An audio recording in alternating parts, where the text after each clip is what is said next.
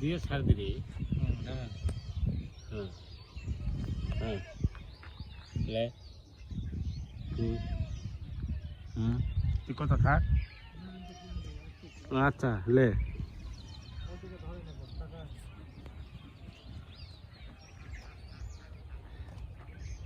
এই সেই 5 বিবির অদূরে 20 বিঘার পুকুর সারার পাড়া এখানে আমরা মাঝখানে শহর থেকে যে মাছগুলো খাই মাঝে মাঝে চাষের মাছ খুব সুস্বাদু মনে হয় এবং আমরা জিজ্ঞেস করি পরবর্তীতে যে চাষের মাছ এত সুস্বাদু হয় কিভাবে।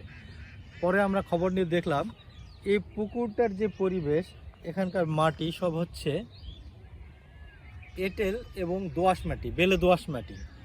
এই মাটিতে মাছ চাষ করলে সেই মাছগুলো খুবই সুস্বাদু হয়। বিভিন্ন ধরনের বড় 10 কেজি 12 কেজি কাতলা এবং 2 থেকে 2.5 কেজি রুই এখানে চাষ করা হয়। এই রুইগুলো যেমন সুস্বাদু এবং কাতলাগুলো ঠিক তেমনই সুস্বাদু।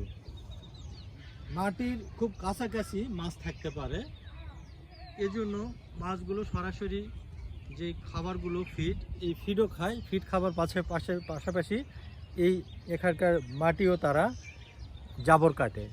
এর ফলে কি হয়, এই মাছগুলো একদম ন্যাচারালভাবে তৈরি হয় এবং মাটিতে একটা শর্করা তৈরি হয়। চাষের মাছ তারপরেও খুবই সুস্বাদু এই ন্যাচারাল আবহাওয়ার জন্য।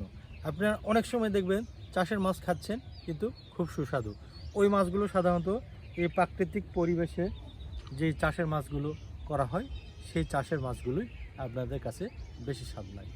Thank you.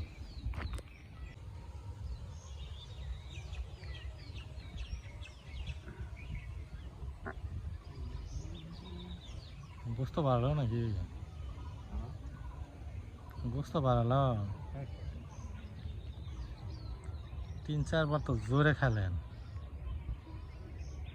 তুমি আর বার হাত দিয়ে আর ইয়াগুলা দিছে পেটে ঝিলপিটির মতো ফেলে দিচ্ছেন। আটটা দেখিস না, থালা একটা নেই।